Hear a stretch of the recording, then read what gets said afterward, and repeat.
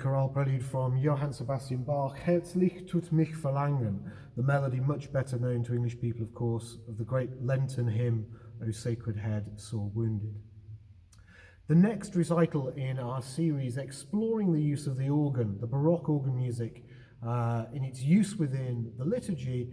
is on Sunday the 27th of February, and at that point we'll be on the verge of entering the great penitential season of Lent, 40 days and 40 nights preparing to meet our Lord in his resurrection at the great feast of Easter.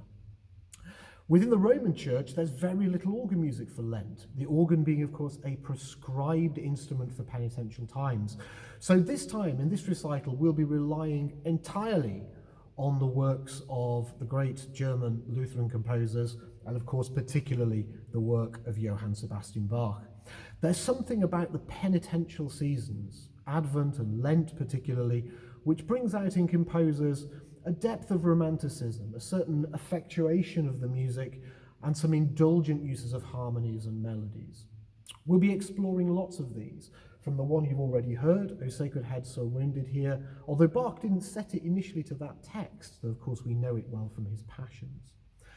But some of the other things we explore in the music is this use of unusual chromatic harmony to kind of help the mind focus on the suffering of our Lord out in the garden. And one of the great examples of that is one of the other great Bach chorale preludes, O Mensch bewein dein Sünde groß. It's a melody that's not well known within English hymnody, but was incredibly famous to the Lutherans, and all their congregations would have known it well. Bach treats, in this example, which I'm just going to play you just the last 6 bars or so, an astonishing range of this coloratura melody in the right hand with very, very rich harmonies. Those harmonies there to underpin this pleading and seeking for resolution, which we particularly hear right at the end of this motif, when the harmony takes a very sudden and unexpected turn, this chromatic shift, which some writers have considered is the tilting of our Lord's head on the cross as he dies. So I hope to see you on Sunday the 27th of February for the next installment in this series looking at the organ liturgy, and I leave you now with just a few bars from Bach's O Mensch bewein.